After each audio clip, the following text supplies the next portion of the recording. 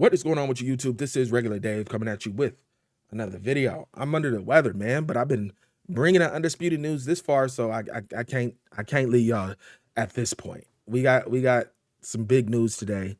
DLC, the Problem Child pack, leading the charge, no other than Jake Paul, the Problem Child. Now, this is some polarizing DLC. It's polarizing on a lot of fronts, and we'll talk about them. It's controversial. And we'll talk about them. But let me just say this first and get this out the way. December 12th. If they don't have some gameplay fixes, man, I just don't really got a lot of interest in the game. Whatever they did to the punch tracking or hint detection or whatever is the issue of you being in front of people and not being able to touch them at all makes the game a lot less fun. And then they just got the balancing all wrong with the stamina. They went OD with the stamina. They went from one end to the other, and you add those up, and it's making for not a great experience. And then on top of that, when you get the dub, people are quitting, so it doesn't show on your record on PS5. All that combined, I just really ain't been on it since the patch.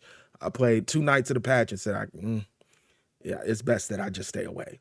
Now, let's talk about the polarizing aspects of the DLC. From what I'm hearing, it's charged. I'm hearing $17. I can't confirm it. Don't hold me to that, but even if you bought the deluxe pack, I do believe you have to pay. And you know what, charging people is always going to be controversial, but that's what gaming is now. I got to get out my old man ways. You buy a game, that's it. That's the end. This is what all games do. It is what it is. So you're going to be coming out the pocket. I'm going to be, after this is over, as long as they fix the game somewhat, I'm going to be in the Undisputed for a couple $100. I've already bought the deluxe edition. I bought the early access on PC, so I'm already into it for over 100.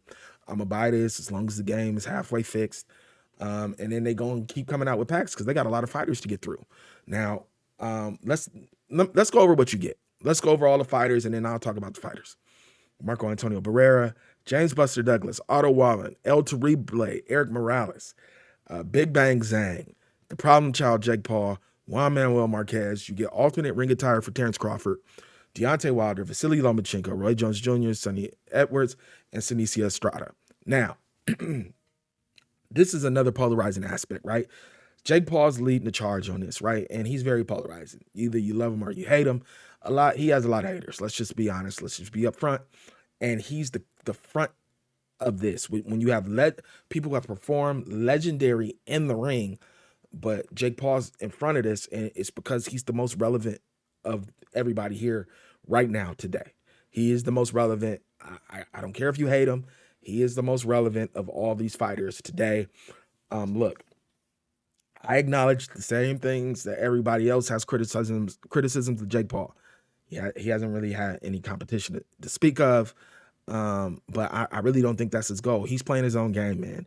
You guys are expecting him to play by a boxer game, boxer rules, how they've always played the game, and he's making his own rules.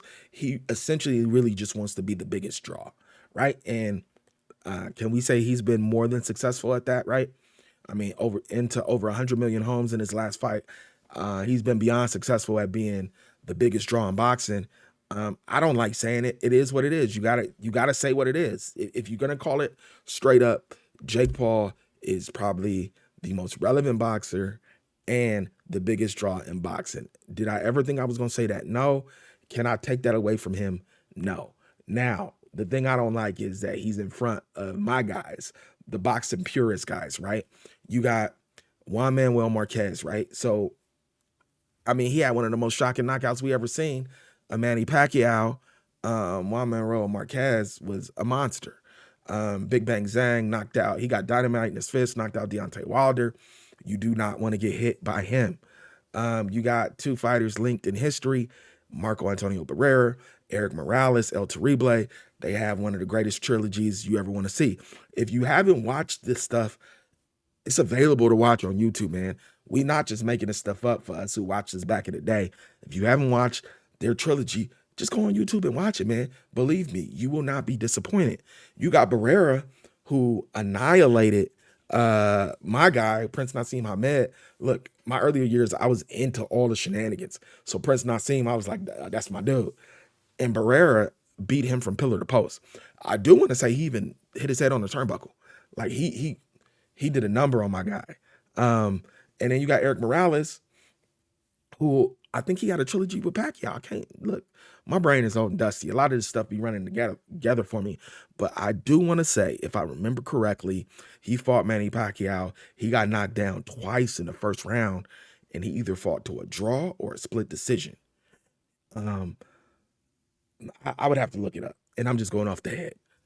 You got, man, I'm under the weather. You got Otto Wallen. I don't know a whole lot about the guy. I'm not going to even front. Some of y'all probably do. Only fight I think I've seen is him fight Tyson Fury. I don't even know how well he did in that fight, but I do remember he cut Tyson Fury. Again, I could be making up that he fought Tyson Fury. I ain't looked none of this up, but I'm just going off my memory because I just been seeing so much stuff. Boxing fights, they just kind of run together at some point. But I want to say he cut Tyson Fury. And you got Buster Douglas, who has the biggest upset in the history of boxing, man. If you wasn't around when Mike Tyson's name was like, it was like saying the boogeyman's name when I was growing up. Like Mike Tyson, like you just don't understand what Mike Tyson was back then if you wasn't around. And that's fine. I mean, if you wasn't around, you wasn't around. That's not not that you should be ashamed of. I'm not trying to young shame you, but if you don't know what Mike Tyson meant to the world, Buster Douglas beats him in Tokyo. I didn't even watch the fight. I heard about it on the news. And then eventually seen it. But yeah, and then he was up here and then down here because his next fight, I mean, when I say he didn't train, he didn't do nothing. He fought Evander Holyfield, man. And he just he's just there he just showed up. He got knocked down. He looked at his glove. He looked at his nose to see if he was bleeding and just stayed down.